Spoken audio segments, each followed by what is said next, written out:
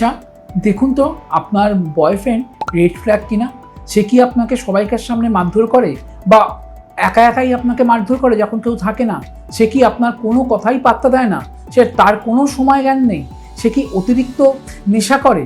সে কি আপনার অতিরিক্ত ডিমান্ড করে আপনার কাছ থেকে? তাহলে আপনি জানবেন সে অবশ্যই রেড ফ্ল্যাগ।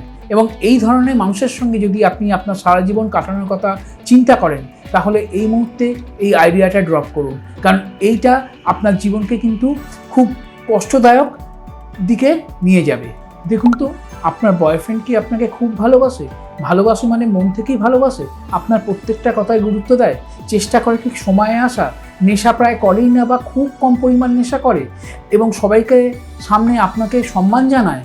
আপনাকে শুধু শুধু কথাবার্তা বলে বা আপনাকে শুধু শুধু বিরক্ত করে আপনার সময় নষ্ট করে না এবং আপনার সবসময় উন্নতি চায়? তাহলে জানবেন আপনার বয়ফ্রেন্ড সত্যিকারের ভালো বয়ফ্রেন্ড বা খুব ভালো ছেলে, যে কিন্তু আপনার জীবনে গ্রিন ফ্ল্যাগ বা আপনার পক্ষে একদম উপযুক্ত।